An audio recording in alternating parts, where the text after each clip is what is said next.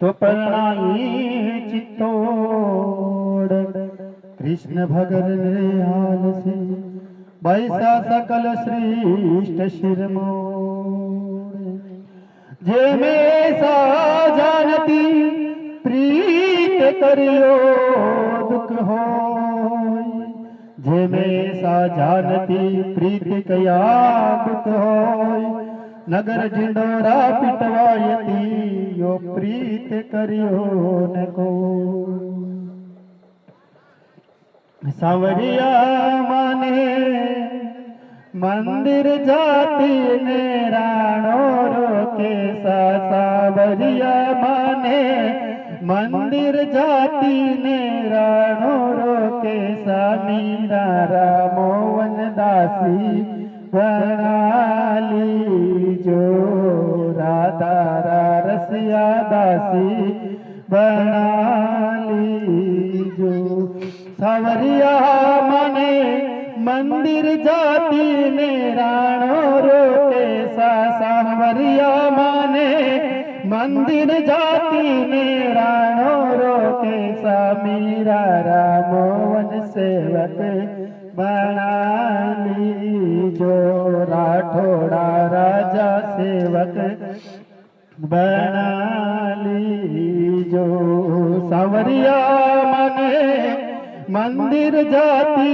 ने राणो रोके मीरा रासा जा दर्शन करा दी जो सांवरिया में तो मेड़ तो छोड़ो ने पुष्कर आई सांवरिया में तो मेड़ तो छोड़ो ने पुष्कर आई सारा धारा रसिया सेवक बनाली जो मीरा रामोवन दासी बनाली जो सांवरिया में तो मेड़ तो छोड़ो ने पुष्कर आई सासर सिंसा में तो धामणियों छोड़ो ने नाडा पे आयो सारा ठोड़ा राजा सेवक बनाली जो मारा छतरी राजा सेवक बनाली जो सांवरिया में तो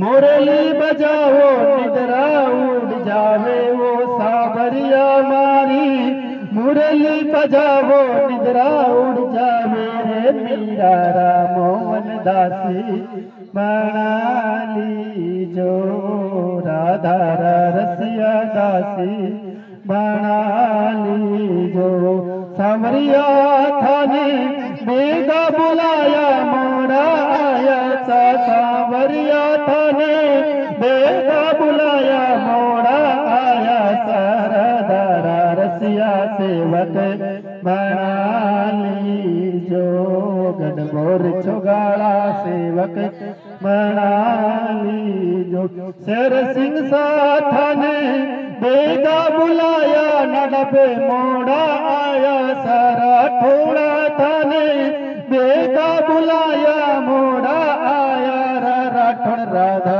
रानी रसिया गल लगाली जो राठौड़ी राजा दर्शन दिखा दी जो शेर सिंह में तो धामणियों छोड़ो ने नाडा पे भक्ति रे शेर सिंह में तो धामणियों छोड़ो ने नाडा पे भक्ति रे रणबंका माने दर्शन दिखा दी जो मारा मोटा जामी दर्शन करा दी जो सांवरिया माने मंदिर जाती निराणो रोके सांवरिया माने मंदिर जाती निराणा जी रोके मीरा रामोवन सेवक बनाली जो राधा रसिया सेवक बनाली बोलो चार बुझानाथ की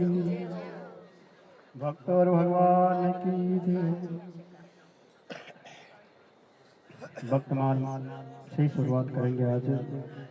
आप सभी भक्तजन श्रोता गणों की हम स्वागत करते हैं और जो भी बाप जी के मंदिर में विराजमान है भक्तगण जिनको वहाँ पर जरूरत है वही वहाँ पर स्थान पर रुके, बाकी सब भक्तगण यहाँ पांडाल में विराज कर भक्ति का आनंद लेवे। धन्यवाद। कथा अति पावन चलती है।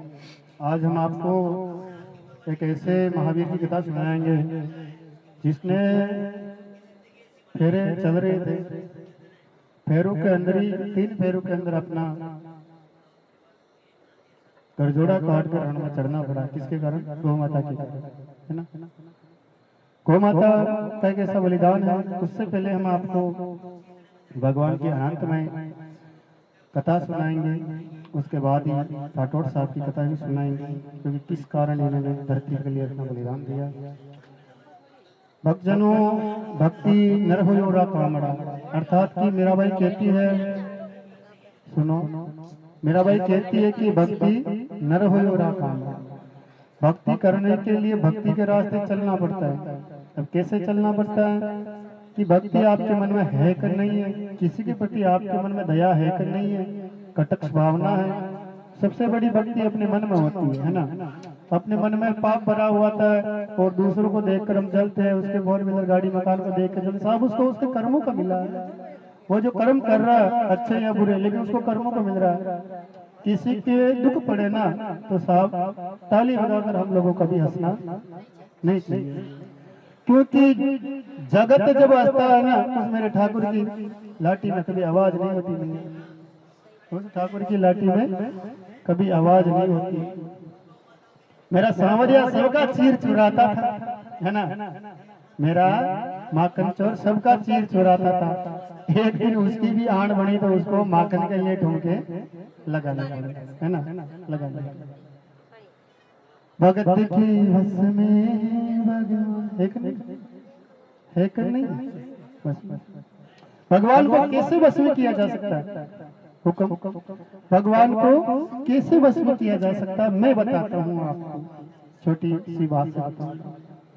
एक बार क्या हुआ कि मीराबाई मात्र 5 साल की अवस्था में मीरा जन्मी मेड़ते, मीराबाई मेड़ता में मीराबाई का जन्म नहीं हुआ था साहब। मेड़ता एक बड़ी सिटी, मतलब जैसे हमें तहसील लेवल होती है वैसा एक बड़ा गांव था। मेड़ता के पास कुड़की ग्राम में बाईसा का मेड़तिया राठौड़ परिवार में बाईसा का जन्म हुआ। पिताजी रतन सिंह जी और दादाजी थे दूधा जी। मीराबाई ने अपनी मैया से पूछ लिया कि मैया ये ढोल नगाड़े बज रहे हैं, ये शहनाई बज रही है, ये शहनाई बज रही है, ढोल नगाड़े बज रहे हैं, किस लिए बज रहे हैं? तो माता ने कहा कि बेटी भाई साहब ये तो शादी हो रही। कि मैया शादी कैसे होती है, दूल्हा कैसे होता है, कैसे प्रक्रिया होती है? तो माता ने मजाक मजाक में कह दिया कि ये दूल्हा और ये दुल्हन दोनों के फेरे करा के शादी होती है। तो सामने माखन चोर की मूर्ति थी साहब, उस चोर की मूर्ति थी, क्योंकि चोर शब्द इसी लगा रहा हूँ कि मैं ठाकुर से प्रेम करता हूँ साहब। प्रेम के अंदर तो उसको गाली भी काट दो ना। आपकी एक बात काटूंगा मीराबाई की थोड़ी सी। आपको मैं भिलवाड़ा जिले के अंदर बहुत प्रसिद्ध मंदिर है, आप सबको पता होगा ठाकुर जी का, है ना। उसके परिचय सांवरा जी से भी लगभग मिलते जुलते ही है। कौन है वो ठाकुर जी? कौन है? कोटड़ी 4 भुजा। मेरे कोटड़ी 4 भुजा नाथ की इतनी महिमा की साहब वो लोगों से सदरूप मिलने के लिए चाहता है। अपने मांडलगढ़ में एसडीएम साहब है राजेंद्र जी त्रिपाठी, उनके घरवाली का नाम है पुष्पा देवी साहब। क्या हुआ कि संत का रूप बनाया उसने ठाकुर जी महाराज ने। कमंडल जो कोटड़ी 4 भुजा मंदिर में भगवान को नहलाया जाता है, वह कमंडल लेकर उनके घर पे पहुंच गया कि मैं आपका घर का नाम सुना। मैंने वास्तविक घटना, आज भी कमंडल उनके घर पर पड़ा हुआ। ये कमंडल आज भी उनके घर पर पड़ा हुआ, जाकर देख लेना आप। मैंने दर्शन किए उसके, वहां पर कार्यक्रम भी किया, नानी भाई का मायरा किया। आए आसन माचा बिछा दिया और उसमें दरी बिछा दिया कि पूछा कि आप कहाँ से है? मैं कोटड़ी 4 भुजा का पुजारी हूँ और यहाँ ऐसे घूमता हुआ आ गया। क्या नाम आपका? जगो नाथूलाल। क्या नाम? नाथूलाल कि मैं जल पीना चाहता हूँ, प्यासा आया हूँ, पानी पीना चाहता हूँ। तो साहब आपकी घर का जल मैं नहीं पीऊंगा, मेरे लिए बाहर से भर के लेके आओ, मेरे लिए बाहर से भर कर लेकर आओ। तो मैया साहब गए, कमंडल लेकर हेडपंप के ऊपर कमंडल भर कर लाए। तो उस घर में सदाफुली का बिल्कुल रूप नहीं था, महाराज तो गायब हो गए और सदाफुली उनके माथे पे बची हुई मिल गई। फिर कोटड़ी 4 बजा मंदिर ट्रस्ट में फोन लगाया, कोटड़ी 4 बजा मंदिर ट्रस्ट में फोन लगाया कि नाथूलाल जी पुजारी है क्या। वहाँ के मुख्य पुजारी जी ने कहा कि साहब इस नाम का कोई पुजारी नहीं है, आप अमावस के अमावस इनसे मिलने के लिए आते। ठाकुर जी ये चोरी आपसे मिलने के लिए आया, यही आपसे मिलने के लिए आए। तो साहब मैंने ठाकुर जी की इसी प्रक्रिया उन्होंने भक्ति से वसूल किया। तो मीरा भाई ने पूछा कि मैया ये शादी क्या होती है कि बेटी ऐसे गुड्डा गुड्डी को खड़ा कर दिया जाता है, उनकी शादी कराई। मैया के दूल्हा कैसा होता है? दूल्हा ठाकुर जी की तरह होता है, ठाकुर जी की तरह ये दूल्हा होता है। मीरा भाई आपका क्या कि ठाकुर जी की तरह दूल्हा होता है? माता ने कहा कि बेटा ये है तेरा दूल्हा, इससे शादी कर ले। तो मीरा भाई ने मन ही मन मेरे ठाकुर को क्या माना, क्या माना? पति मान लिया। ये मीरा कौन थी पता है आपको? मीरा कौन थी पता है आपको?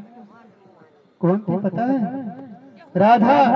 राधा जो थी मैया राधा, वही साक्षात्कार मीरा का अवतार लेकर राजस्थान के नागौर मेड़तिया गांव के पास में कुड़की गांव में राजघराने के अंदर जन्म लिया।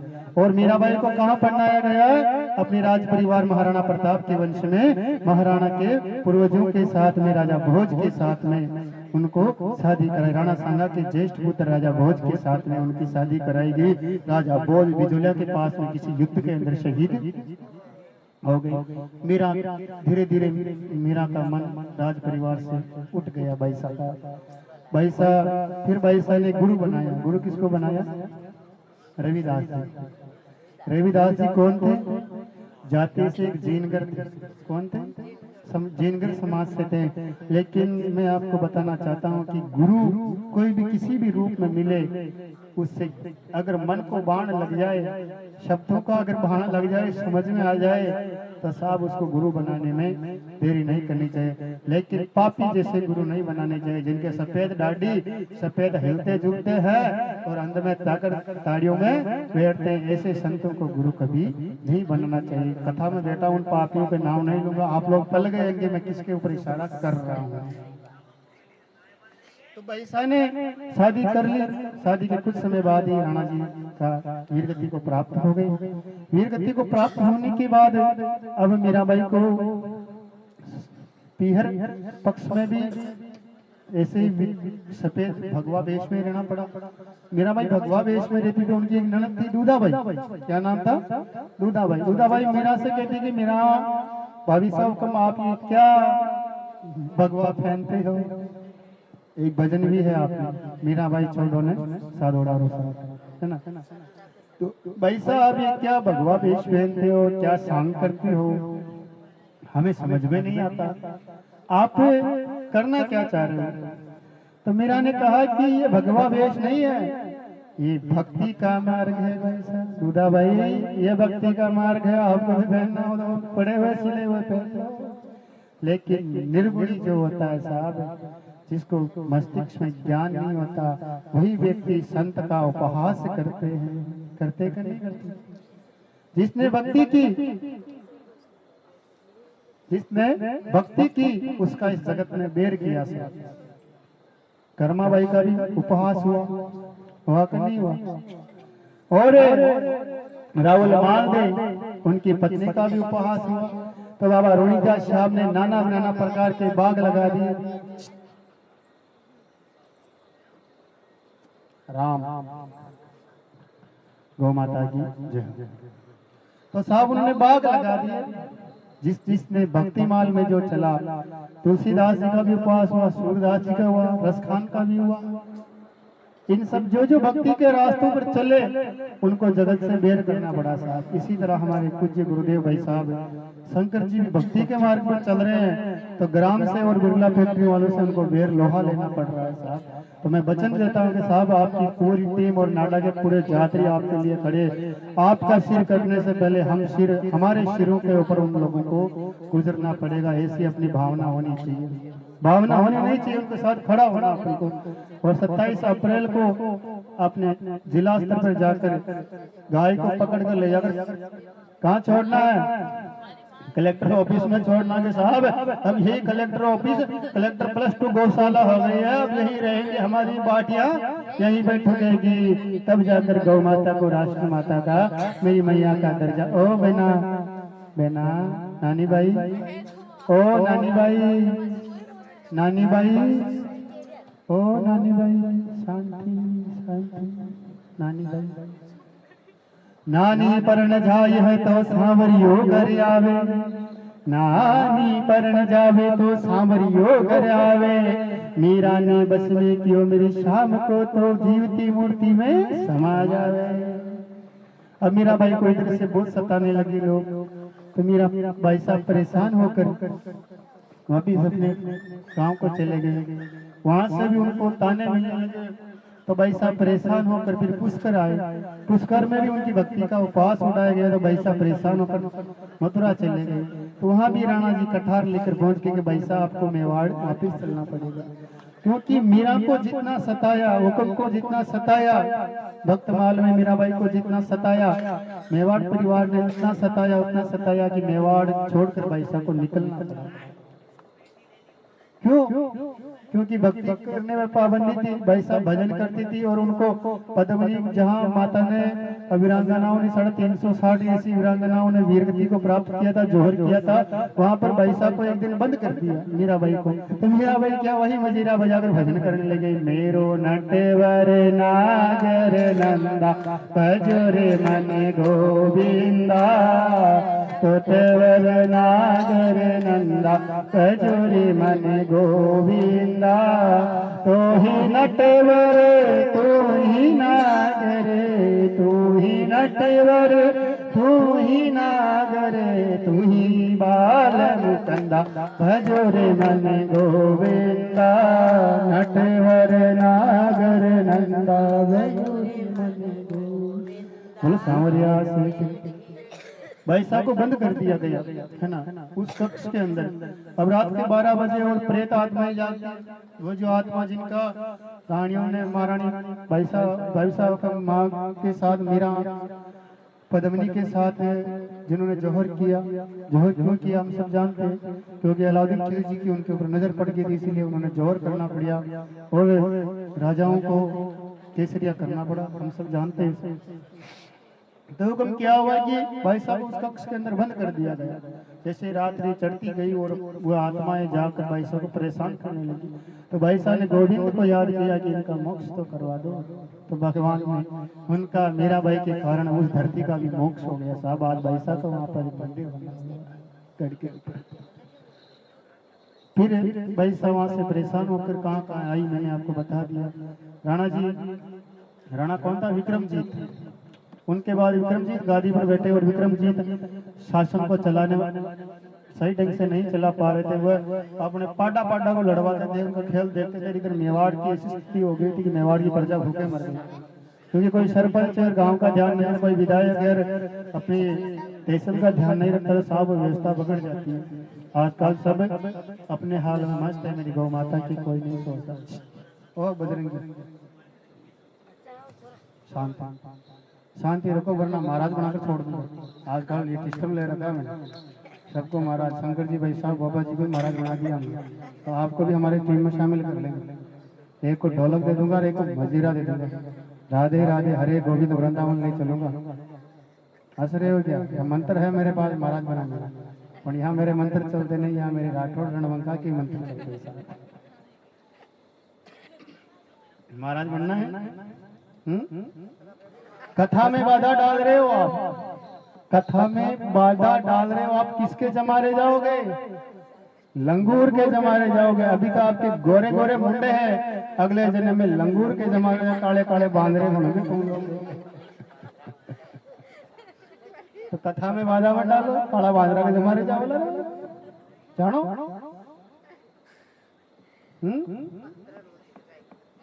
જાણોगे मैं जानो तो शांति हाथ जोड़ बैठो सही बैठो सही बैठो सही बैठो यो अट्टी को बाइल जरूर लंबूर के हमारा जाए राधे। तो अब वापिस कथा पे आ जाते हैं सभी। तो भक्तजनों बैसा को सताया गया, बैसा को परेशान किया गया, धीरे धीरे धीरे धीरे मेवाड़ छोड़कर उनको निकलना पड़ा। और फिर क्या हुआ कि मेवाड़ में अकाल पड़ गया। किसी को हम सताएंगे तो उसके शराब तो पड़ेगा। अकाल पड़ गया। राजसी ऋषियों ने पंडितों ने कहा कि राजा जी आपने बैसा को हुक्म को सताया इसलिए अकाल पड़ गया, आप उनको जाकर लेकर आओ। तो मथुरा गए उनको लेने के लिए। तो मेरा भाई वहां से निकले और द्वारिका मंदिर में आ गए। पीछे पीछे राजा विक्रमजीत कठार निकाल लिया, आज आप नहीं चलोगे तो आपको मार कर ही मेवाड़ ले जाएंगे। सांप पिटारा भेजा साहब, एक पिटारा भेजा सांप। क्या भेजा? पिटारा भेजा, जिसमें सांप सबसे जहरीला सांप भेजा। लेकिन इस मातम चोर की कृपा से नौसरहार बन गयो। क्या नौसरहार बन गया साहब। भक्ति नर हो राम, भक्ति वह सब कुछ करवा सकती है। आप यदि मेरे बाबा की भक्ति करोगे तो मैं सद्रूप ही आपके हाथों में आकर नेवाला आपके मुख में खिला देगा साहब। ऐसी भक्ति। और इस दास ने तो मेरा जीवन ही मेरे सगस महाराज के नाम समर्पित कर दिया। बाबा जी तू जहाँ भक्ति करवाएगा वहाँ भक्ति करेगी। हमने बहुत दुख देखा साहब। 4 साल साइकिल में पंडिताई की, 4 साल एक धोखी में दिन निकाले और गांव गांव जाकर मांग मांग कर माँ का छोटे भाई का इनका पेट भरा साहब। पर फिर मेरे ठाकुर की करण सिंह शाह जो अलाउद्दीन खिलजी के समय रण में शहीद हुए थे, शीश तो कोटा गुमानपुरा चौराहे पर पुजारा पीपले के नीचे और बड़ के नीचे धामणिया गांव में उनका धड़ पुजारा है। उनके चरणों की धूल आज आपके सामने भगवान की भक्ति आपको सुना। भक्ति ऐसी करो। मैंने तो मेरे सुरेश महाराज को, मेरे शेर सिंह जी बाबा को सांवरिया मान लिया। मैं उसके मंदिर में जाता हूँ, उसकी भूमि को प्रणाम करके वापिस आ जाता हूँ। उसकी मूर्ति के दर्शन पसंद नहीं, क्योंकि केवल मन को अडिग रखोगे आप। घर पर जो है, घर पे कौन है? माँ पिता गौ माता तुलसी शालग्राम जी और छठे इष्ट देवता। इन 6 की जो पूजा यदि आप कर लेते हो तो आपको तीर्थ धाम जाने की जरूरत नहीं है। लेकिन आज माँ बाप को वृद्धाश्रम देखना पड़ता है, लातों की खोनी पड़ती है, रोटियां अलग खिलानी बनानी पड़ती है। गौ माता को थैलिया खाली दूध निकाला और बछड़े को गौ माता को बस स्टैंड पे छोड़ दिया, वहाँ पोए के धुने खा रहे हैं माता, है ना। तुलसी सूख जाती है, सावटी हो जाती है, उसको कोई ध्यान नहीं देता। शालग्राम जी बिना स्नान किए हुए बैठे हैं, है ना। ऐसी स्थिति लोगों की हो गई। तो फिर मेरे ठाकुर जी ने सोचा कि कोरोना आना ही पड़ेगा साहब, इसीलिए कोरोना आया ताकि लोग सुधर गए। भगवान है तो सही। गोटा माता मंदिर है, अपने आपने सुना होगा, गोटा माता का मंदिर माडलगढ़ तहसील का बहुत बड़ा, मेरी भवानी बायण माता शक्तिपीठ के नाम से प्रसिद्ध है। वहाँ पर पुलिस वाले कैदियों को भगाने के लिए गए तो माता स्वयं भंवर बनकर उनके ऊपर छोड़ दी कि मेरे स्थान से मेरे कैदियों को भगाने वाला कौन है भाई। लॉकडाउन के अंदर सारे कैदी मैया के वहीं रहे, एक को भी कोरोना नहीं हुआ साहब। ऐसी शक्ति को अगर आप विश्वास कर देते हो। एक ड्राइवर गाड़ी चलाता है, एक बड़ी बस चलाता है, स्कोच गाड़ी चलाता है, वो ड्राइवर को पता होता है कि मेरे पीछे जो जितनी जिंदगियां हैं राधे, मेरे पीछे जो जितनी जिंदगियां मेरे पीछे जो जितनी जिंदगियां हैं उनके जीवन की डोर हाथ किसमें होती है? ड्राइवर के हाथ में होती है। और अपना ड्राइवर कौन है? ये मेरे सरदार है साहब। इसके ऊपर छोड़ दो कि मेरे तारणहार, मेरे शेर सिंह, सूर्य प्रताप, जन्म गादी और पठान बाबा भवानी बजरंगबली गौ माता आप ही हो। ऐसी भावना होगी तो आप इसको बलि साल में एक बार आकर इनको नमस्कार करो, बलि करो ही मत, लेकिन इनकी फोटो हमेशा अपने फोन में रखो माँ बाप के साथ में। मैं कह देता हूँ कि भाला लेकर सफेद घोड़ी के ऊपर कवच फेर कर आपके साथ साथ चलेगा साहब। ये भक्ति होनी चाहिए। किसी देवस्थान पे जाते हैं, उनसे कहते हैं कि मेरा काम होगा कर नहीं होगा, शंका से पूछते हम लोग तो साहब परीक्षा लेकर एक्स्ट्रा करके वैसे धूप देकर निकाल देता कि भाई तेरा चलो हो जाएगा, वो काम होगा। क्योंकि उसके मन में पहले ही शंका है, पहले शंका कि ये दूध जमेगा कि नहीं जमेगा। अरे कोशिश उसको जमाने की मत करो, देखो कि ये दूध कितना मीठा है साहब, इसमें कितनी शक्कर मिलनी चाहिए और तभी जाकर आपकी भक्ति सफल होगी। तो राणा जी कटार लेकर भागती भागती बैसा को मारने के लिए गई। कहाँ पे मारने के लिए गई बैसा को? द्वारिका मंदिर में पहुंच गए। स्वागत है श्रोता गण पधारे, भाई साहब पधारे, आपका स्वागत है। बहुत बहुत व्यासपीठ की ओर से आपका हार्दिक अभिनंदन। दास स्वागत करता है, आसन ग्रहण कीजिए। धन्यवाद, बहुत बहुत आपको।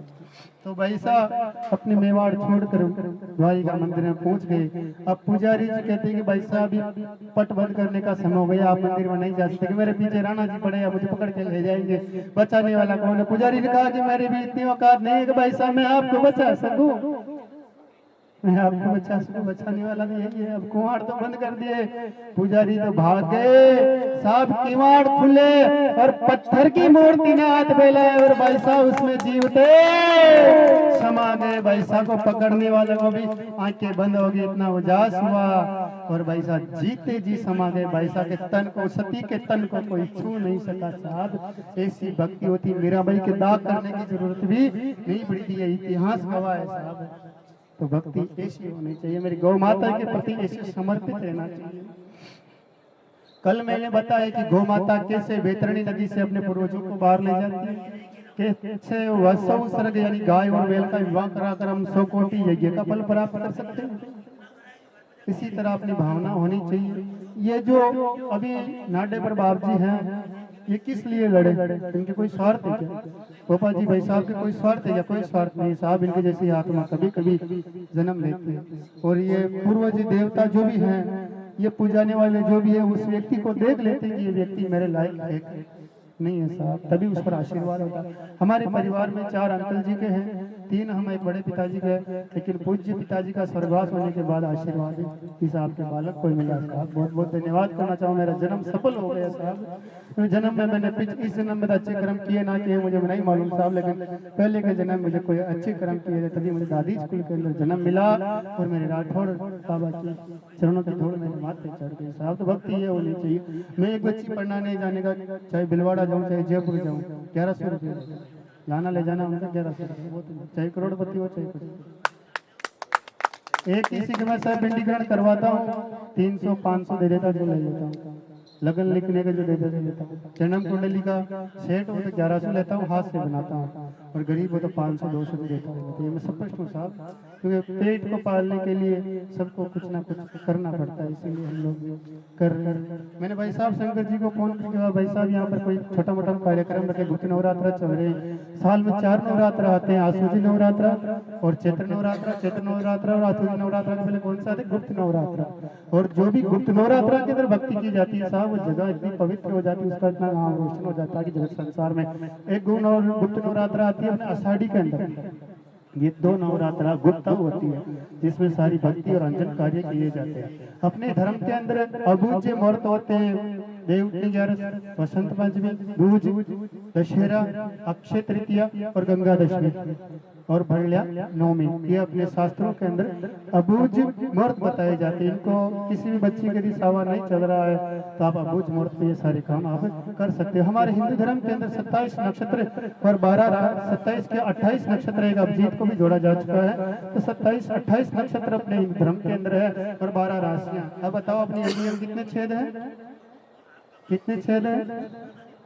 गणो, देखो छेद कितने हैं अंगुलियों, गणो।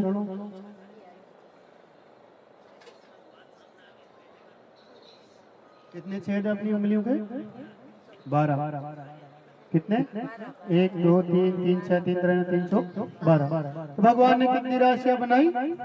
12 राशियां। पहली राशि होती है मेष और लास्ट की होती है मीन। मेष, वृश्चिक, मिथुन, कर्क, सिंह, कन्या, तुला, वृश्चिक, धनु, मकर, कुंभ और मीन। 12 राशियां होती हैं। और सूर्य में कितनी कलाएं होती है? 12। चंद्रमा में कितनी कलाएं होती है? 16। कितनी होती है? एक तो सूर्यवंशी राजपूत होते हैं और एक चंद्रवंशी क्षत्रिय परिवार होता है। इस तरह 2 क्षत्रिय परिवार मुख्य अपने भारत भूमि के ऊपर जाने जाते हैं। आज अब सूर्य हर साल के अंदर, एक साल को छोड़कर एक साल अपने 13 माह होते हैं ना। अभी 2 ज्येष्ठ आ रहे हैं। कितने? 2 ज्येष्ठ। ये 13 माह से साल आ रहा है आपके यहाँ। अधिक मास बोलते हैं उसको, हम क्या बोलते हैं? अधिक मास।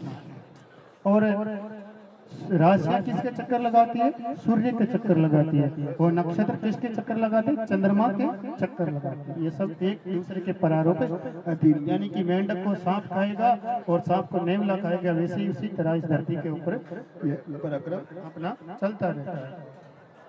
ये थोड़ा सा शास्त्रीय ज्ञान भी मैंने आपको दे दिया। हस्तरेखा के अंदर जीवन रेखा ये होती है, ये वाली कर्म रेखा ये वाली, और अपनी लक्ष्मी आदि जो कर्म होते हैं उसकी रेखाएं ये होती है, ललाट की रेखाएं होती हैं। और ये देख ज्योतिषी शास्त्र वाले उनका भविष्य बता देते हैं। ज्यादा कमा खाने वाले पंडित गाड़न बड़न कुछ भी बता देते हैं और आपसे खर्चा करवा देते, फिर भी आपका काम नहीं होता। इसीलिए सावधान होकर आज के दिन से बच्चे। धन्यवाद। तो साहब अब प्रश्न ये आता है कि इतना संकट आया, आज मैं आपको राठौड़ का मूल वंश राजस्थान में कहाँ से आया, क्योंकि जिनकी हम कथा कर रहे हैं वो भी रणवंका ही है। रणवंका राठौड़ ही अपने शेर सिंह जी बाबू और हमारे सगत जी महाराज भी रणवंका राठौड़ हैं। तो भाई साहब शंकर जी भाई साहब फ्री होकर आएंगे तभी मैं कथा सुनाऊंगा, उस 15-20 मिनट लगेंगे। उससे पहले मैं आपको एक भक्तमाल और सुनाता हूँ साहब। भक्तमाल आता है अपने धन्ना भगत का। क्या आता है? धन्ना भगत। नाम सुना होगा आपने? धन्ना भगत कौन थे? धन्ना जी भगत, है ना। अब धन्ना भगत के बारे में आप सुनिएगा। आप लोगों ने सुना होगा पीछे जो मस्ती करने वाले भाई साहब है, धन्ना भगत के बारे में सुने। एक दूसरे का टोपा ना खींचे, पीछे बैठने वाले। जिस तरह एडवांस साहब क्लास चलाते हैं उसी तरह हम भी अपनी क्लास चला रहे। सभी के ऊपर नजर है हमारी कि कौन ठेल के तोड़ रहा है लाल टोपे वाला और कौन इधर बातें कर रहा है। गुड़िया शांति रखो बेटा। तो साहब अब आता प्रश्न की धन्ना भगत कौन थे? धन्ना भगत एक जाट जाति से हुए। किससे? जाट जाति से। अब धन्ना भगत भक्ति के रास्ते पर आ ही रहे थे, है ना। तो भगवान ने सोचा कि अभी इसकी पहली परीक्षा ले ली जाए, टेस्ट ले लिया जाए कि ये भक्ति के लायक है कि नहीं। बैठ जाओ बैठ जाओ, नीचे वहीं बजरंगी वहीं बैठ जाओ बैठ जाओ। तो धन्ना भगत की परीक्षा लेने के लिए भगवान ब्रह्मा जी और शिव जी और भगवान विष्णु और नारद जी और इंद्र आदि देवता ब्राह्मण का रूप बनाकर उनके द्वार पर आ गए। धन्ना भगत ने सोचा कि आषाढ़ी का समय चल रहा है। अब आषाढ़ी का समय चल रहा है, अपन भी इसके अंदर खेतों के अंदर कुछ ना कुछ चीज बा देते हैं। अब धन्ना भगत ने बाव खाई कहाँ के धन्ना भगत के घर तो ऊंदरा भी 11 का व्रत करिया रे भाई। धन्ना भगत क्या करे तो ऊंदरा भी 11 का व्रत कर दिया। वो भाई का वो बच्चा भाई बेटी ना जी हाल का मैंने घना हाउटारी पे वो झड़का रही भाई, झड़कावे मत है भाई। जय हो। तो धन्ना भगत ने कहा कि अब चलो बस्ती से मान कर लिया थे। तो मोटी घर से धन्ना भगत अनाज ले आए और एक झोली के अंदर बांध करके दूसरे सब तो एक ही मक्की उड़ते और अपने 7 भांत का सब धान्य अपने खेत में उड़ेंगे। धन्ना भगत उड़ने के लिए जा रहे तो सारे भगवान ब्राह्मण का रूप बनाकर संत का रूप बनाकर आगे कि धन्ना भगत आषाढ़ की अमावस होगी है, धन्ना भगत जो भला भाग संता पधारो, यो 7 भांत को बेकर लो लायो जी ने ले जाओ। तो भगवान देखो भक्त का भाव शुद्ध है, खेत यूं ही रह जाए पण भक्ता कि भगवान इन्हें आप ले पधारो। तो नारद जी कहो विष्णु भगवान ने फोन नहीं डाल के देखो ना का भक्त का भाव कितना शुद्ध है, खेत तो यूं ही रह जाए पण यो 7 भांत को बेकर लो थे ले पधारो। भगवान ने वो झोली हमला दी। भगवान देखो वारे हमारा भक्त का भाव शुद्ध। नारद जी क्यों का भगवान खीर की तो 2 चाचो इन्हें भक्त ने भगवान क्यों का मुंह इन्हें कुछ ना कुछ दे अगर रुपया टका दे तो इन्हें अभिमान आ जाए, घमंड आ जाए, यो घोड़ा का डकरी दे लिया मना ले तो कभी ने एक तुम भी दे दो, कही दो एक तुम भी दे दो। धन्ना भगत ने कही थी भगवान एक तुम भी दे दी। तो धन्ना भगत वो तुम भी ने देख मन में हो चुके भगवान मोथा ने मांग मांग लायो रे धान बड़ो कर दियो थने तुम भी दे जा। चलो ठीक है कोई बात नहीं, इस तुम भी कोई कुछ ना कुछ उपयोग में लगे। संत तो पाचा बजार गया और धन्ना भगत तुम भी ने बगाओ हाँ तुम भी के माई ने बागे बिगड़ा।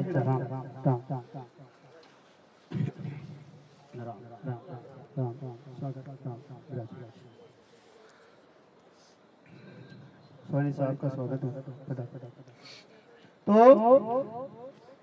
अब क्या हुआ कि धन्ना भगत उस तुम्बी को बजाए रहे थे। राम राम राम राम राम राम। अब धन्ना भगत उस तुम्बी को बजाए रहे थे कि तुम्बी को फोड़ा। इसका खड़ाना क्या बग रहे अवस्थी में है क्या चीज इसके अंदर।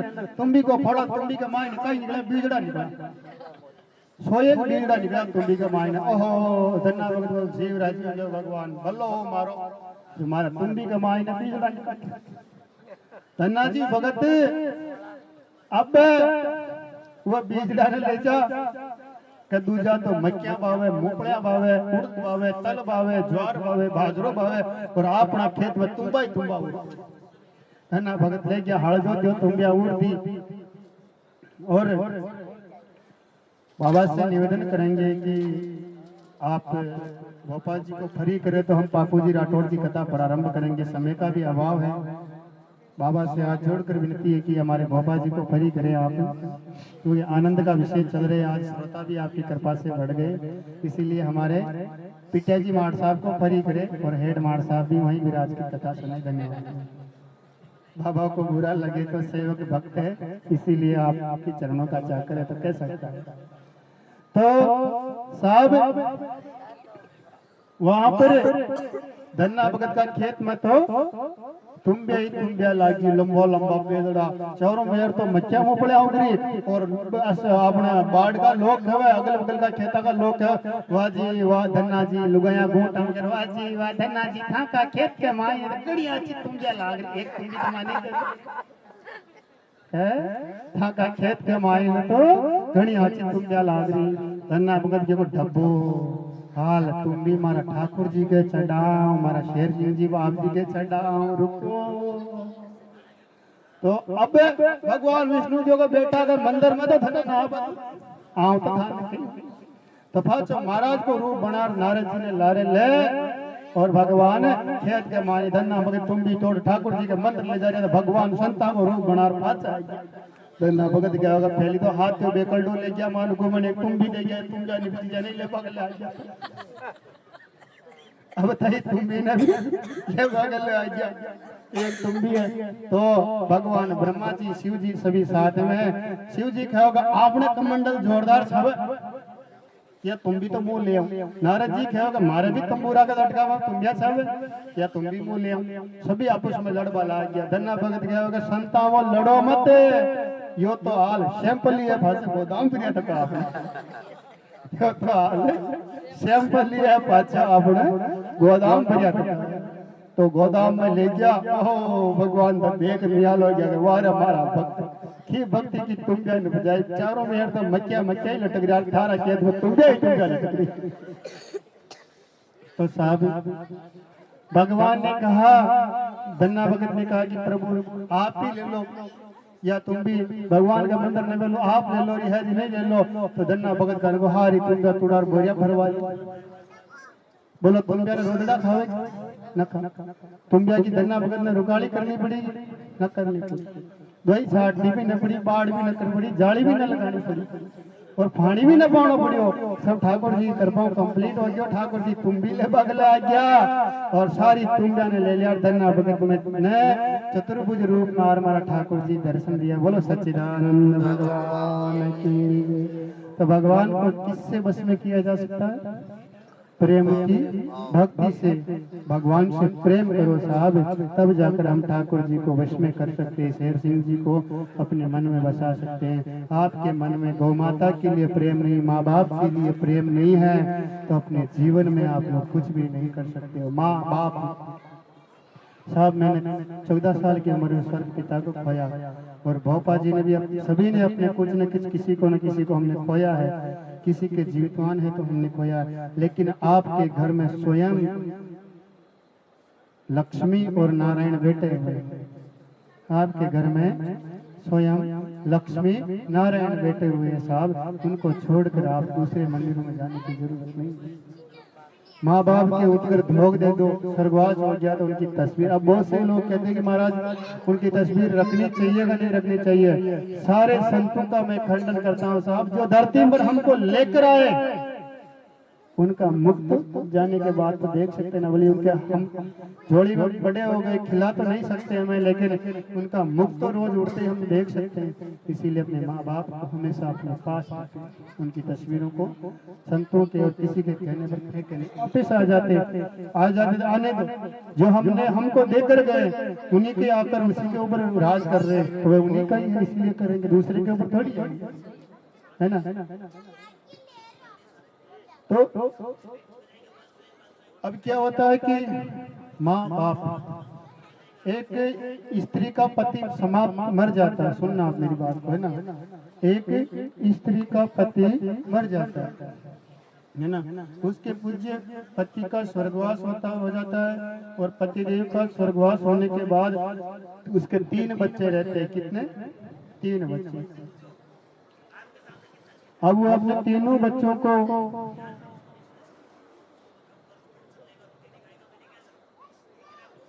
कैसे पाले?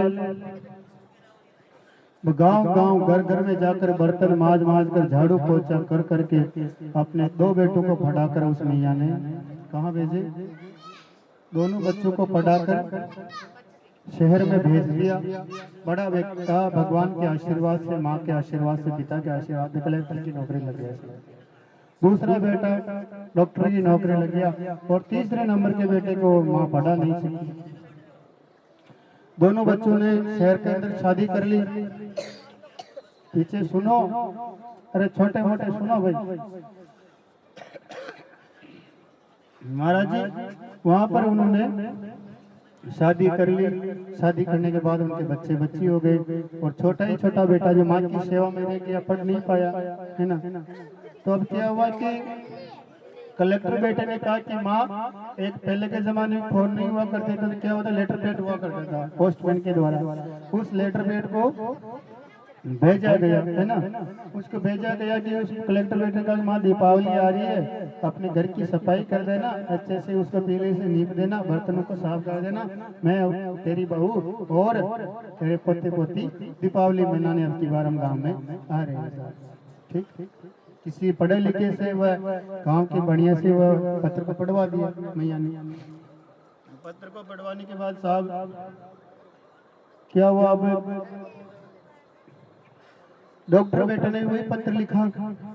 ठीक है, अब माँ ने कुटिया को नीपा अच्छे से और सब बर्तनों की सफाई की और पानी। अब छोटे बेटे को कहा कि माँ, मैं लकड़ियों का घंटर लेके आ जाता हूँ, वो इस मटकी जो खाली है मैं इसको भर लाऊंगा, आप भर मत लाना।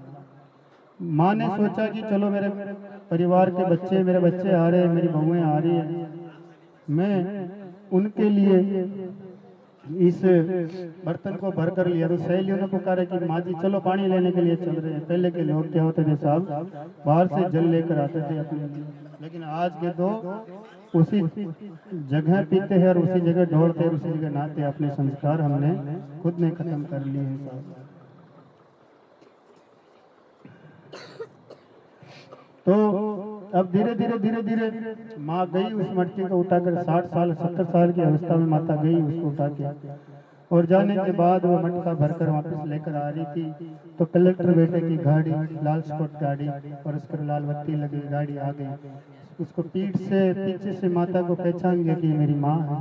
उसने शीशा नीचा किया कि माँ मैं आ गया हूँ, चेटी से धोख दी, माँ मैं आ गया हूँ और मैं घर जा रहा हूँ, आप पीछे पीछे आ जाओ। बेटा को आशीर्वाद दिया, मैया हंसती कहा हाँ मेरे बेटे बहू आ गए साहब। उस बेटे को आशीर्वाद दिया कि मेरे बेटे बहू आ गए। उसने कांच ऊंचा किया और लगाया घेर, और घर के पास पहुँचते पहुँचते डॉक्टर बेटा भी आ गया हो। वो उसकी पत्नी ने कहा, डॉक्टर की पत्नी हमारी सासू माँ जा रही है, तो धोख दिया, उतर के वापिस गाड़ी में बैठ के शीशा ऊंचा करके लगाया गया, घर पर पहुंच गए। इतने में किसी ने ये नहीं सोचा कि हमारी माँ पैदल चल रही है, इसके माथे पर मटका है, हम मटके को ले लेते और इसको गाड़ी में बिठा के घर पर ले चलते। इतनी ही देर में साहब छोटा बेटा भागता भागता आया और कहने लगा कि माँ आप क्यों गई थी पानी लेने? मैं आ रहा था ना लकड़ी लेकर भैया के लिए भाभी के लिए पानी में लिया। माँ ने कहा कि हमारे बेटे लंबा सफर करके आए, इसीलिए मैं उनको शीतल जल पिलाने के लिए पानी लेने के लिए बेटे चली गई। देखो तो माँ का हृदय कैसा होता है। उस बेटे ने छोटे छोटे बेटे ने लकड़ियां घंटर को तो फेंका और मटकी को खांदे रखकर एक हाथ से इसे और एक हाथ से माँ को पकड़कर घर पर लाया। अब बताओ आप मुझे कि बेटा कौन अच्छा हुआ? छोटे वाला बेटा अच्छा हुआ। ये दशा है साहब शहरी संस्कारों की। ज्यादा पढ़ाई मैं नहीं कहता कि पढ़ाई कराओ, लेकिन अपने बच्चों के अंदर ऐसे संस्कार डालो ताकि बड़ों का आदर सम्मान कर सके। आजकल क्या ऑनलाइन धोख देने का सिस्टम चल गया है साहब, छेटी से दूर से धोख दे देते हैं नमस्कार। वे उनके संस्कारों को हमने खंडित कर दिया और जिसके घर में संस्कारों की पाठशाला सूख जाती है, संस्कारों का तालाब सूख जाता है, एक लोग सूख जाता है, उस परिवार के साथ कोई भेंट नहीं करता। पहले के जमाने में हमारे क्षत्रिय परिवार के अंदर ऐसे संस्कार होते साहब, संत ब्राह्मण जाते भाग कर उनके चरण धो के पानी पीते थे। लेकिन बुरा मत मानना कि आज धीरे धीरे संस्कारों की पाठशाला हर जगह खत्म होने लगी। मैं अपने आप को भगवान का भक्त नहीं मानता, उनका दास मानता हूँ कि प्रभु मैं आपका दास हूँ और आप सभी सर्वता गुणों का भी मैं दास हूँ। क्योंकि जिसने अपने आप में अहम पाड़ लिया कि मेरे जैसा धरती में कोई नहीं है साहब, उसका पतन होते इस जगत में देर नहीं लगती। बोलो सच्चिदानंद भगवान। हर बात को भूलो भले, माँ बाप को मत भूलना। हर बात को भूलो भले, माँ बाप को मत भूलना। उपकार इनके लाखों हैं, इस बात को मत भूलना। इस राज्य को मत भूलना। धरती पे देवों को पूजा, भगवान को लाख मनाया है।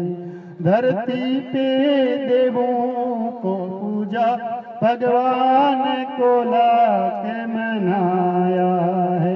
तब तेरी सूरत पाई है, संसार में तुझको बुलाया है। हिंद पावन लोगों के दिल को पत्थर बन कर मत तोड़ना। हर बात को भूलो भले, माँ बाप को मत भूलना। माँ बाप आप बुजुर्ग जन बैठे हैं, कम से कम आपकी भी 60 से ऊपर मेरे हिसाब से हो चुकी है। आपने अपने बचपन में वृद्धाश्रम देखे थे क्या? वृद्धाश्रम देखे थे क्या? नहीं, लेकिन आज हमको हर जिले के अंदर एक ना या दो वृद्धाश्रम मिल जाएंगे साहब। अपने संस्कार खत्म। अपने ही पेट को काटा है और तेरी काया सजाई है। अपने ही पेट को काटा है और तेरी काया सजाई। अपना हर को खिलाया तुझे, तब तेरी भूख मिटाई। इन अमृत देने वालों के जीवन में जहर मत घोलना। हर बात को भूलो भले, माँ बाप को मत भूलना। अच्छी पत्नी आते ही उनका चूल्हा अलग और बूढ़े माँ बाप को छोड़ देते। साहब नरकों में जाओगे, टिड्डी के सवारे जाना पड़ेगा। गरुड़ कहती है जो चीज भी तुमने मांगी है वो सब कुछ तुमने पाया है। हर जिद को लगाया माँ बाप ने सीने से बड़ा तुझसे प्रेम जताया है। इन प्रेम लुटाने वालों के जीवन में जहर मत घोलना, हर बात को भूलो भले माँ बाप को मत भूलना। छोटा बेटा अपने मेले में जाता तो पापा से कहता कि पापा हेलीकॉप्टर लूंगा। अपना पिता चाहे फटी धोती फटी पैंट पहन लेगा, लेकिन मेरा बच्चा अच्छी सीनियर स्कूल में पढ़कर जॉब लग जाए, ऐसा माँ बाप अपने बच्चे के लिए कामना करते हैं। लेकिन वही बेटा अंत में जाकर उनकी घड़ियों को भी दौड़ने से इनकार कर देता है। यह स्थिति होगी साहब, अपने बच्चों में ऐसा संस्कार डालो ताकि आपका नाम ऊंचा कर दे साहब। ऐसा नहीं कि आपके नाम को आपके बच्चे बच्ची दबो देते।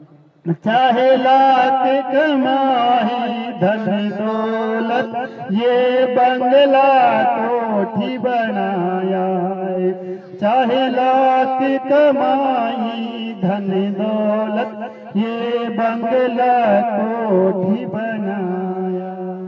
माँ बाप ही ना खुश है तेरे, बेकार ये सारी कमाई है। ये लाख नहीं सब खाक, इस बात को मत भूलना, हर बात को भूलो भले माँ बाप को मत भूलना।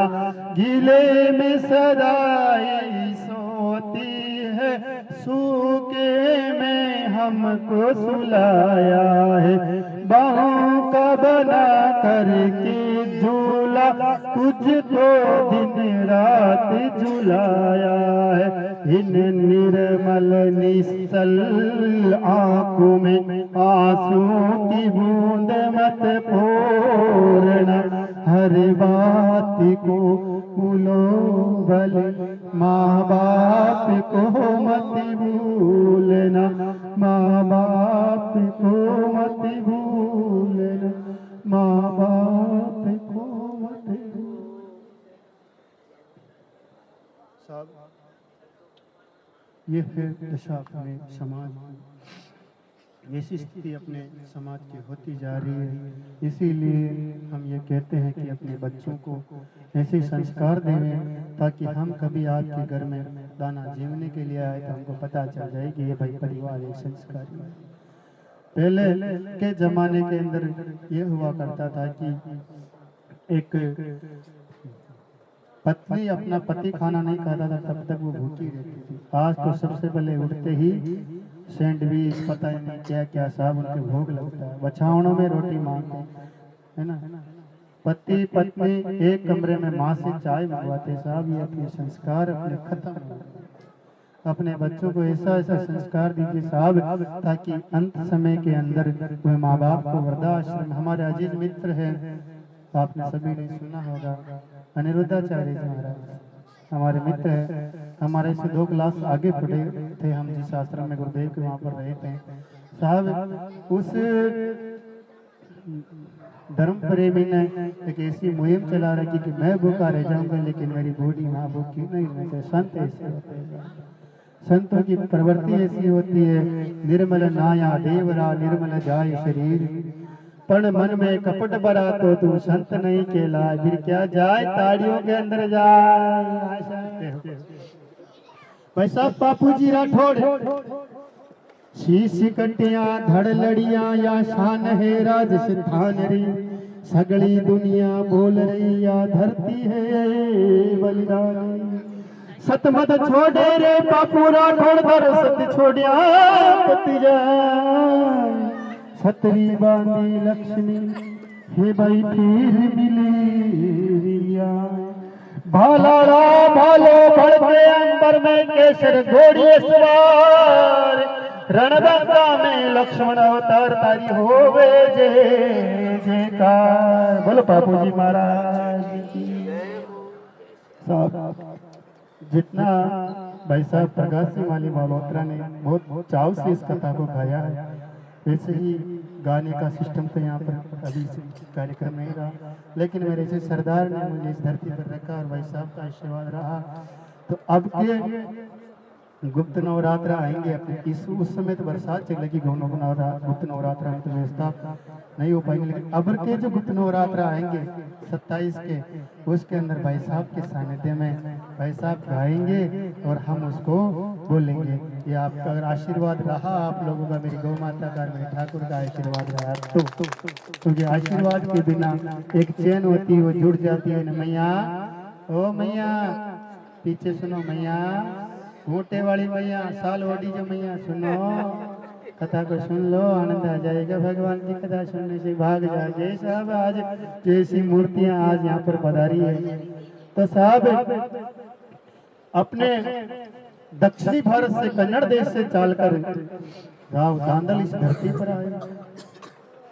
राठौड़ों की मूल शाखाएं राजस्थान में प्रवेश की। राव सिंहाजी कौन थे? राव सिंहाजी गुजरात पाटन से चालकर अपने राजस्थान के अंदर उन्होंने प्रवेश किया। राजस्थान के अंदर धरती थी पालीवाल ब्राह्मणों ने निवेदन कर दिया कि महाराज जी हम तुर्कियों के आक्रमण से हम बहुत मतलब हमको डर में जीवन जीना पड़ रहा है, और हम लोगों को हमारी व्यवस्था, हमारे धर्म की व्यवस्थाएं, हमारी बहन बेटियों की, सबकी गौ माता की व्यवस्थाएं बिगड़ती जा रही है। तो राव सिंहाजी ने पाली क्षेत्र, अपने मारवाड़ क्षेत्र, जोधपुर नागौर क्षेत्र उनको बड़ा, पुष्कर जी का क्षेत्र उनको बड़ा पसंद आया, और राव सिंहाजी राजस्थान में पहला मूल पुरुष रणबंका राठौड़ों का अपनी धरती पर यहाँ आया। बोलो सनातन धर्म की। राव सिन्हा जी को पाली बड़ो पसंद आया उनको। राव सिन्हा जी पाली में अपना राजधानी बनाकर वहां पर रहने लगे। धीरे धीरे समय बीतता गया। एक दिन राव सिन्हा जी पुष्कर के तालाब के ऊपर, पुष्कर की झील, पुष्कर अपना राजस्थान का एक बड़ा तीर्थ माना जाता है जहाँ पर अमृत गिरा था। जहाँ पर अमृत गिरा वहाँ पर बड़े बड़े तीर्थ स्थान है, और जहाँ भगवान शिव जी माता भगवती को लेकर उड़े जलती हुई माता श्री सती को वहाँ पर विष्णु भगवान के चक्र से कटने के कारण अपनी धरती पर कितने कहला? 51 शक्तिपीठ कहला। कितने कहला? 51 शक्तिपीठ। 52 भैरव मुख्य थे। 2 भैरवों की पूजा असंभव होती है, एक तो घास भैरव और एक ग्राम भैरव होता है, उनकी पूजा असंभव होती है। उनकी पूजा में बहुत प्रकार के विधिक मंत्रों का आह्वान किया जाता है। और कितनी योगिनियां? अपने 64 योगिनियां। ये मैं यज्ञ बना करवाऊंगा अपने 26 और 27 को भाई साहब, उसमें मैं पूजन करवाऊंगा मंडल बना के, तो आपको विस्तार से उसमें समझा दिया जाएगा। आप सभी को यज्ञ के अंदर पधारना है, और पूरी टीम से निवेदन है कि जल्दी से जल्दी हमको जोड़े का लिस्ट देवे ताकि हम अगली लिस्ट की तैयारी हम कर सकें। क्योंकि आप तो हमारा नाम दे दोगे, 101 बैठाना, 501 बैठाना। नहीं कहाँ के मैं 17 साल में इतनी मेहनत की थी ना, 17 साल में मेहनत की थी। मैं फोन करूँ ना तो 500 शायद मैं कम से कम 51 जोड़े तो पैसा नहीं चाहिए। 51 जोड़ों के अंदर अपने कुंड चाहिए, 9 कुंड चाहिए। आपके डन, आपको 9 कुंड तय करो। 51 का 9 कुंडी नवरात्र है, 9 कुंडी यज्ञ करवा। आपके 51 छा जाए, 101 में दे दो। 51 रखो आप, 51 गणती में 51 रखो, एक लारी बिठाओ एक्स्ट्रा में, कोई बात नहीं। वन उसने ले जाऊं बाबूजी को 51 और बना दीजिए। हाँ अंडे भाई बढ़िया। बोलो सच्चिदानंद भगवान की जय। तो वापिस आ जाइए बाबा की कथा पर, रणबंका सरदार की, बापू जी राठौड़ की कथा पे आ जाइए आप। राव सिंहा जी को पाली बड़ा पसंद आ गया था। एक दिन राव सिंहा जी अपने पुष्कर के तालाब के अंदर शाम के समय रमण कर रहे थे। क्या कर रहे थे? रमण कर रहे थे महाराज। रमण घूमते घूमते पुष्कर के तालाब के झील के ऊपर पहुंचे वो, और वहां पर पहुंचने के बाद उन्होंने देखा कि इंद्र भगवान के घर से एक परियों का रथ आया और उस झील के अंदर स्नान कर रहा था। तो राव सिंहा जी को एक परी बहुत पसंद आ गई। उनको उस परी पर राव सिंहा जी मोहित हो गए। उसके लव लावण्य को देखकर उस पर मोहित हो गए। तो परी भी उनसे बात करने लगी। तो बात करते करते समय वह विमान वापिस जो आया था वह इंद्र भगवान के घर में चला गया, और वह विमान वहां पर चला गया। और वह विमान वहां पे जाने के बाद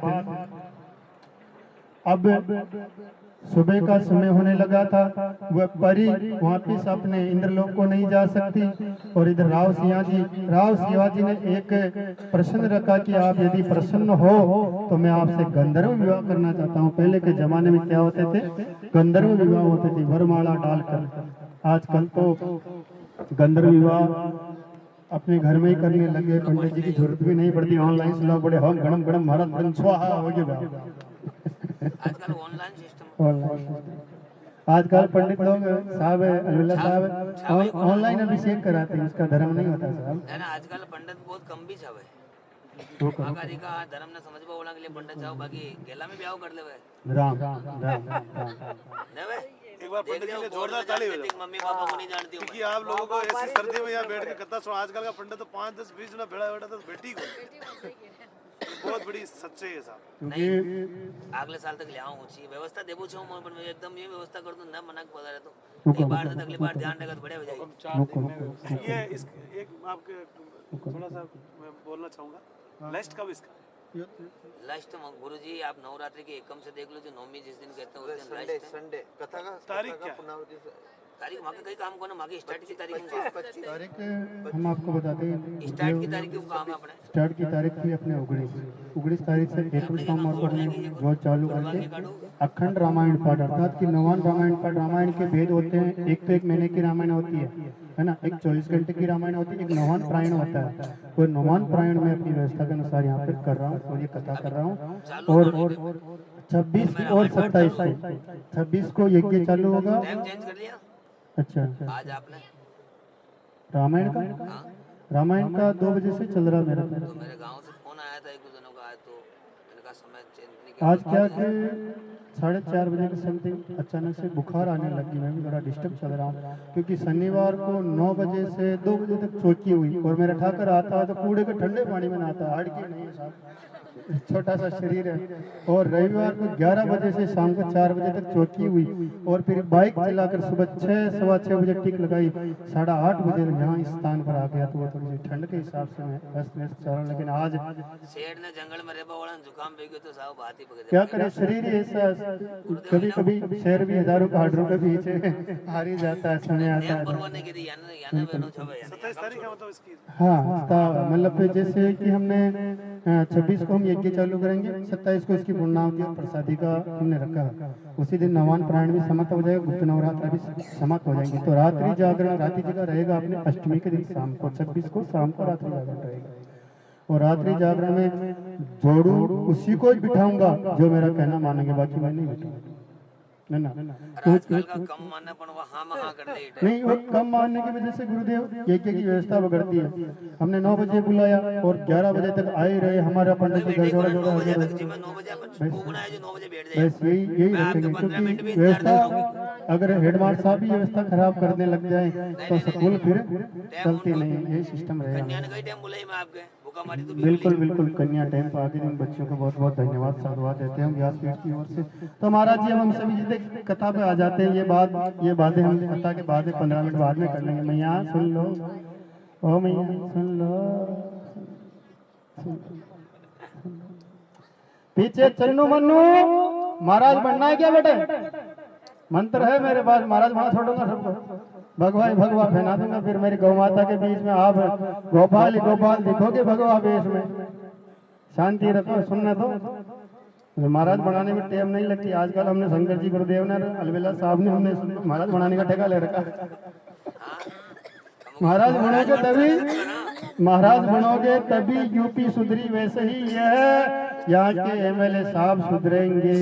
मैं खुला चैलेंज करता हूँ, यहाँ पर वादा करके गए कि मैं गौशाला बनाऊंगा, तो लेकिन अभी गौशाला का निर्माण नहीं हुआ।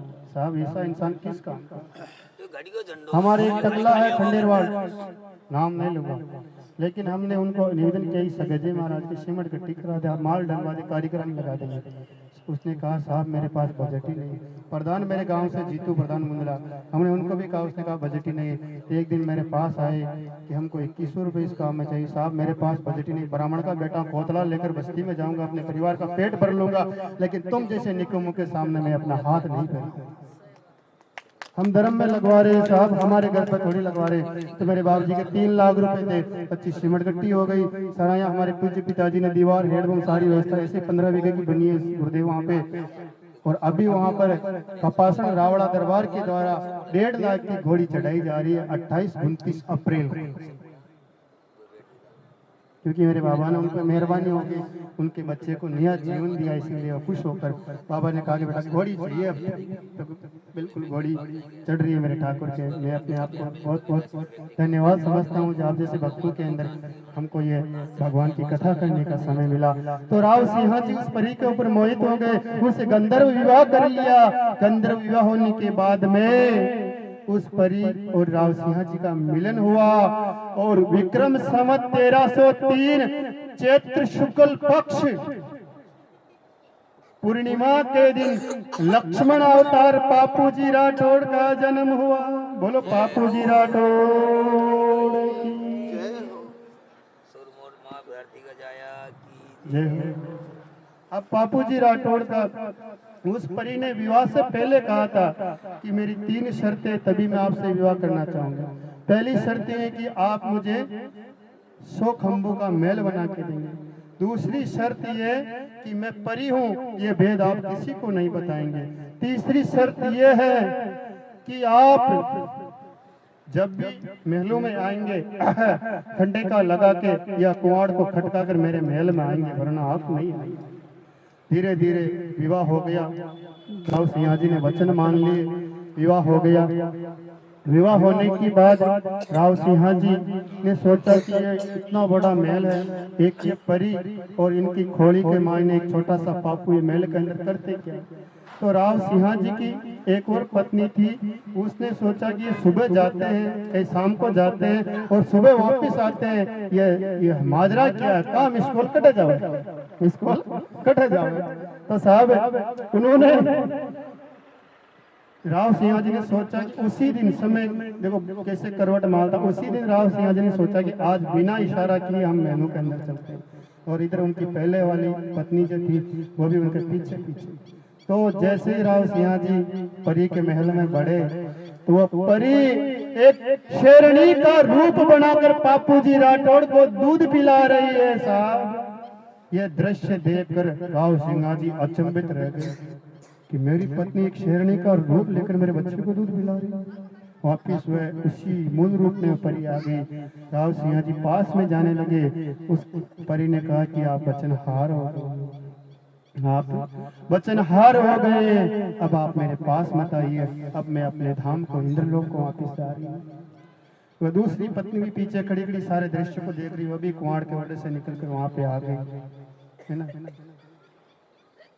तो अब पापूजी उस समय 3.5 साल के थे जब वह माता उनको छोड़कर जा रही थी। तब राव सिंह जी ने वचनहार हो गए, उन्होंने वचन तोड़ दिया कि आप बिना ठेकारा लगाए महलों में नहीं आएंगे और किसी स्त्री को अपना भेद नहीं बताएंगे। जो इंसान वचनहार हो जाता है उसका वहीं तक साथ रहता, वचन बिगड़ने के बाद साहब फिर पता नहीं रहता है। एक तो वचन देव मत, वचन देव कि मैं गौ माता के लिए शीश दूंगा। शंकर जी भाई साहब गुरुदेव आपके शीश से पहले इस दास का शीश उनके चरणों में जाएगा जो आपके शीश को हाथ लगाता, ये वादा है। क्योंकि अपना शीश लेने वाले तो साहब इस धरती पर जन्म ही नहीं लिया है, ये बैठा है किस काम का। शत्रुप आ जाएगा साहब, बबुलिया बनकर ही आ जाएगा, नाट तोड़ के पता चलेगा, सब कोई पता नहीं। ये बात ही तो आजमारी यहाँ पे आना है, इनको आजमाने की जरूरत नहीं। तो वचनहार हो गए। तो वह परी ने कहने लगे कि राव सिंह जी मैं अपने इंद्रलोक को जा रही हूँ। इंद्रलोक में जाते समय जैसे परी उड़ने की कोशिश की, पापूजी महाराज ने कहा कि माँ, अपने माँ का पल्ला पकड़ लिया, लुगड़ी का ओढ़ने का पल्ला पकड़ लिया कि माँ मुझे छोड़ के कहाँ जा रहे हो। उस परी ने कहा कि बेटा झोली में ना रमा सकी, वापिस आकर तुझे पीठ पे खिलाऊंगी, ये मेरा वचन है, ये छतरानी का वचन है। वह परी पापूजी महाराज को 3 साल के पापूजी को वचन देके उड़ गई। अब राव सिंह जी की दूसरी पत्नी ने सोचा कि छोटा सा बालक किसके सरने रहेगा, तो उसने उस माता ने दया भावना दिखाते हुए पापूजी राठौड़ को अपने दूसरे पुत्र के रूप में स्वीकार कर लिया। राव सिंह जी के एक बच्चा राव धांधल और एक पुत्री थी और तीसरे लक्ष्मण अवतार पापू जी राठौड़ हो गए।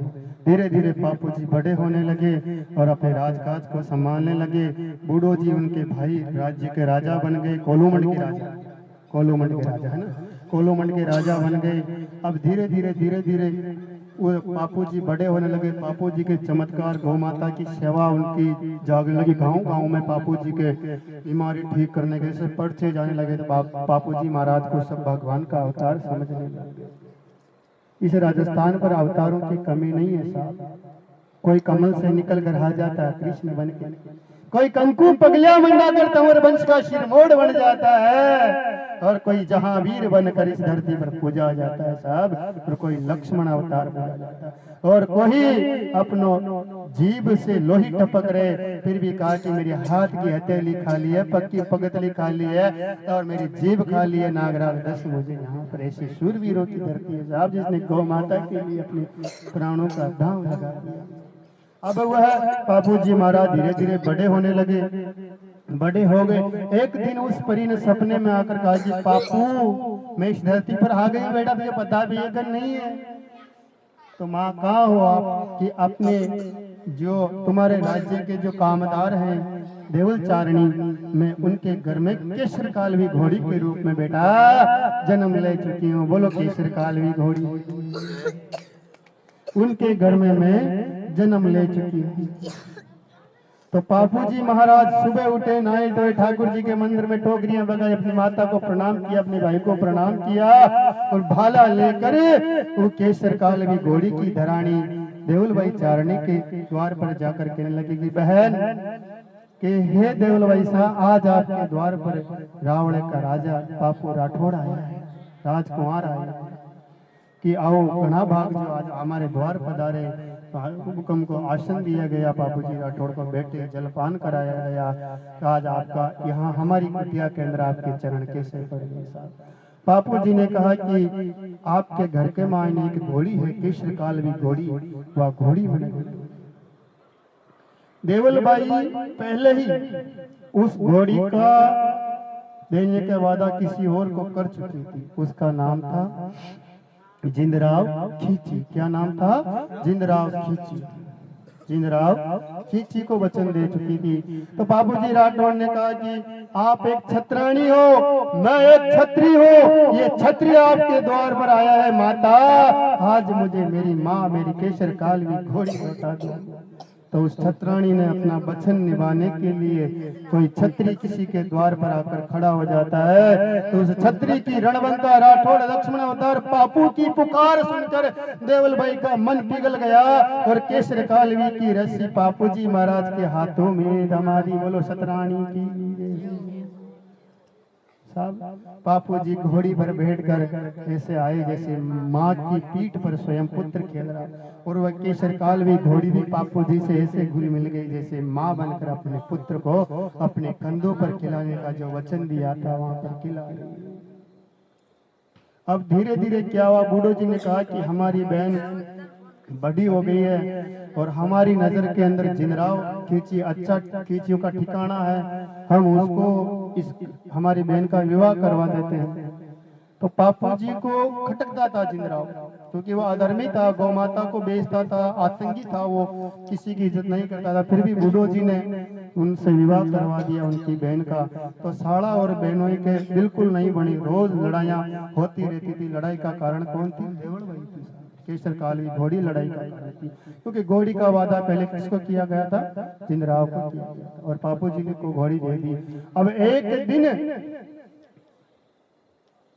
जिंदराव खींची देवल भाई के द्वार पर जाकर, हे देवल भाई बाहर निकल, मेरी घोड़ी कहा, मुझे घोड़ी दे दो। तो देवल भाई बड़े विनम्र से कहने लगे, कंवर साहब घोड़ी को तो अपने रावड़े दरबार पापू जी राठौड़ ले गए कि मारो साड़ो मारो पापू, मारी घोड़ी ने ले गयो कि पापू को मैं तो काट घोड़ी।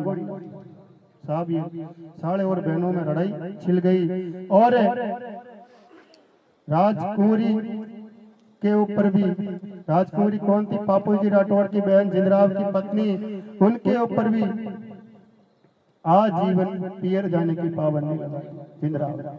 धीरे धीरे लड़ाई इतनी बढ़ गई, इतनी लड़ाई बढ़ गई कि एक दिन युद्ध में आकर खड़ा होना पड़ा।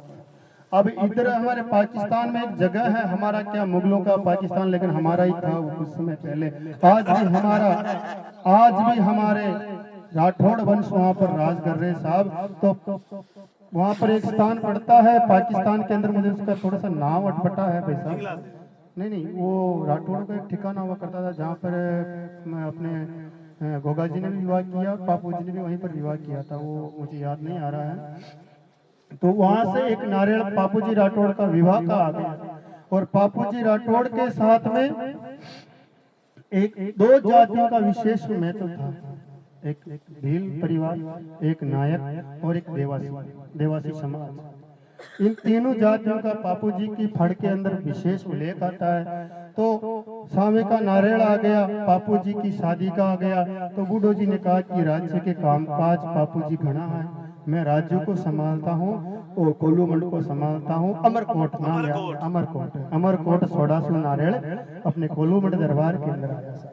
देखो निमोरी चल रही है, क्योंकि धनों के अंदर ये कहने को मिलता है तो वो थोड़ा व्यस्त हो जाता है, लेकिन कोई बात नहीं, क्योंकि आशीर्वाद है तो वो सब कुछ याद आ जाएगा गुरुदेव का।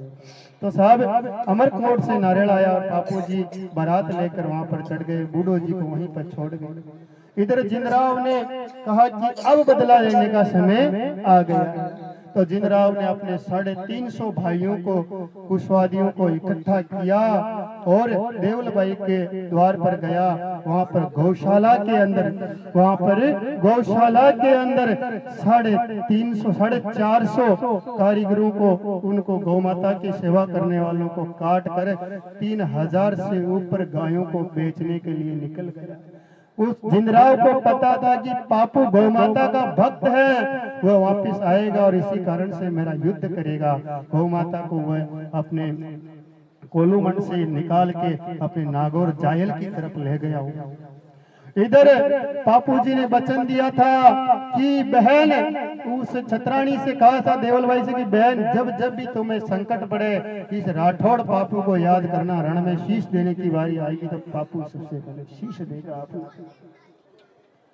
अब देवलबाई द्वार पर जाकर बूढ़ो जी से अरदास करती है कि आज तो मेरा चुनड़ी खाली रह गई, मेरे गड़लो चुनड़लो को फाल उगड़ गई, आज मेरा सब कुछ लूट गया। पापू कटे तो पापू तो बारात ले गयो, सोडा रानी से विवाह करने के लिए गयो।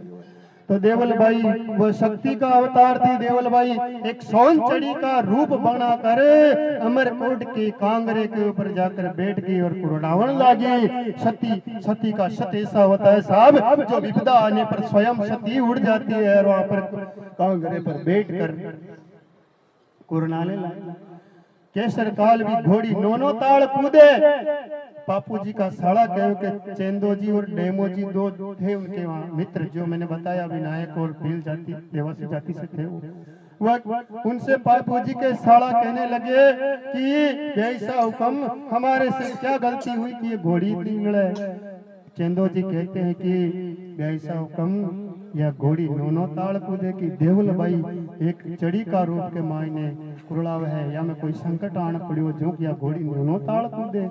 ये बात बापू जी के कानों तक पहुंची। देवलबाई की आवाज को बापू जी ने समझ लिया। बापू जी महाराज सोडा रानी के साथ में 7 फेरे होते अपने हिंदू धर्म में। कितने फेरे? 7 फेरे। ये 8 के जो फेरे होते हैं ना, ये ऋग्वेद के अंदर नहीं है। भगवान शिव जी ने माता पार्वती के साथ 7 फेरे लिए। 7 फेरे अग्नि के फरने के बाद ही कन्या पूर्णतः विवाह मानी जाती है। लेकिन अलविला साहब, हम पंडितों अब ज्यादा ज्ञानवान हो गए सभी, तो हमने 8 का फेरों का सिस्टम चालू कर दिया। लेकिन ये दास जहाँ पर जाता बोली 2 घंटा ज्यादा लगे, लेकिन 7 फेरे अग्नि को ही देकर पूरे 7 फेरे। तो बापू जी राठौड़ का तीसरा फेरा चल रहा था। उसी समय छत्री ने अपनी तलवार निकाली और अपने छेड़ा पल्ली को काट कर विवाह से दूर हो गए। तो ब्याईसा ने कहा कि कंवर साहब कई माँ को नाराज हो गया, कोई बारात ने साधवा में कोई भूल होगी, माँ को कोई भूल चूक होगी, जाओ विवाह ऐसे उठ कर जा रहे हो कि आपसे भूल नहीं हुई। आज धर्म निभाने का समय आ गया है। जो मैंने छतरानी को वचन दिया था, वचन निभाने का समय आ गया। मुझे युद्ध में जाना पड़ेगा, मुझे युद्ध में जाना पड़ेगा। तभी बापू जी के साड़ों ने कहा कि जो सा हम भी आपके साथ रण में चलेंगे। पूरी फौज बन गई साहब। और बापू जी भाला लेकर केसर कालवी के ऊपर सवार होकर बाबू जी रण में जा कूदे। जाते जाते जायल के पास में जिंदराव और बापू जी के भयंकर युद्ध हुआ। लेकिन जिस समय बापू जी युद्ध में जा रहे थे, बापू जी की माँ ने कहा कि बेटा ध्यान रखना, वो तेरी बहन का सुहाग है, मेरा जवाई है, मेरा बेटा है, उसको मारना मत। लेकिन सजा तो मुझे पता कि जो सत्यवादी है उसको सजा तो देगा ही देगा, लेकिन बेटा उसको मारना मत, अपनी बहन को विधवा मत करना, तू धर्म संकट में। फिर भी बापू जी युद्ध में गए, सारे खींचियों के धड़ काट के गौ माता को वापस लाकर देवल चारणी के बाड़े में लाने ही वाले थे। उस जिनराव खींची को बंदी बना लिया और नाक में नथेल फेरा के, माँ के कहने के कारण मारा नहीं, उनको नथेल फेरा के पकड़कर, जैसे ही बापू जी इतिहासकार कहते हैं, जिन्होंने जो हमारे पूर्वजों ने भाटावली में गाया, कई इतिहासकार कहते हैं कि बापू जी युद्ध जीतने के बाद आसमान में उड़कर चले गए। कुछ इतिहासकार कहते हैं कि बापू जी वीर गति को, गौ माता को बचाने के बाद वीर गति को प्राप्त हुए। जो जिन्होंने सार्वभौमिक सबको माना इस कथा को, वही कथा हम आज आपको ये सुना रहे। जितने सार्वभौमिक सर्वोपरि जिसको माना, वही चीज हम आज आपको सुना रहे हैं। तो क्या हुआ, जैसे ही जिनराव के नाक में नथेल भराई और बापू जी वहाँ पे केसर कालवी के ऊपर चढ़ने लगे, तो उस पापी जिनराव ने बापू जी का धोखे से शीश काट दिया। और बापू जी वीर गति को, गौ माता को बचाते हुए मेरे रणवंका सरदार वीर गति को प्राप्त हो गए। मेरे सरदार लक्ष्मण अवतार वीर गति को प्राप्त हो गए गौ माता के कारण साहब। अब समय यह आया कि इधर जिनराव बच गया और जिनराव आकर बूढ़ो जी से युद्ध किया, उनको भी मार डाला और कोलू मंड पर अधिकार कर दिया। तो बूढ़ो जी की पत्नी थी जिसके पेट में एक बच्चा था, तो एक छत्राणी ने कहा कि मैं भी युद्ध में जाऊंगी। तो छत्राणी तब युद्ध में जाती है जब उसके गर्भ में कोई बालक होता, तो छत्राणी युद्ध में नहीं जाती है। तो अपने पेट को काटा और पेट को जड़कर जो बाहर आए वो जलडोजी महाराज कहलाए। क्या कहलाए? जलडोजी महाराज। पेट को जड़ यानी काट के आए, वो जलडोजी महाराज कहलाए। और धीरे धीरे जलडोजी महाराज बड़े हुए और बरजोर शक्ति के साथ अपने पिता, अपने काका, अपने परिवार के हत्यारे से जिनराव से युद्ध किया।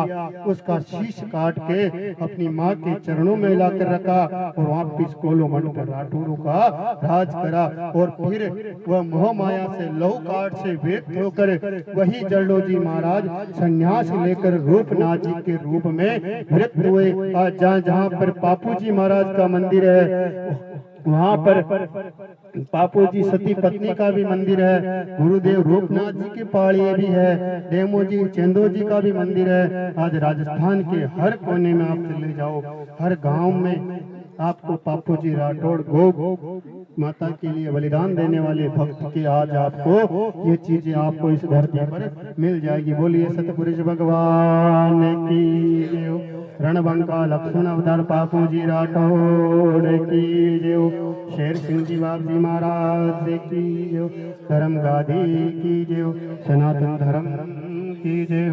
जय जय श्री राधे।